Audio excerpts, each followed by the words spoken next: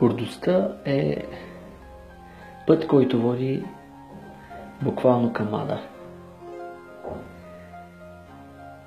Гордостта е враг на Бога. Гордостта е враг на Господа. И пътят на гордостта е падение. Ние като християни, новородени Божии деца чрез вяра в Божия Син Исус Христос, когото ние следваме и трябва да следваме, защото Христос е нашия пример.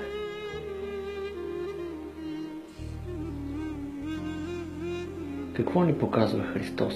Христос ни показва едно огромно, уникално смирение, което дори ние с нашия човешки ум и разум не можем да схванеме напълно. Защото Христос, Божият Син, който е цар на небесата, се смири до толкова много, че стана човек, стана като един от нас. Толкова много се смири, че понесе, представете ли си, той понесе да стане човек, да стане едно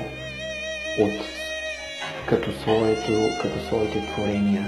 Самият Творец стана творение, смири се, дойде на тази проклета земя, дойде за да страда, беше оплюван, поругаван, угнетен, хулен от всички зли хора и от своите си, казва Словото, от своите си бе предаден, от своите си бе разпънат. Това е пътят, който трябва да следваме и ние като християни, смирението. Защото смирението е единственият път, който ще ни възвиши. Сам Исус Христос казва: блажени смирените, блажени кротките по дух, защото тяхно е небесното царство. Пътят, който ще те изкачи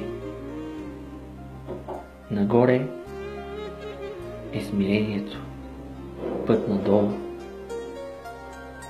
Трябва да се смириш и Бог ще те възвиши. Защото гордостта е падение,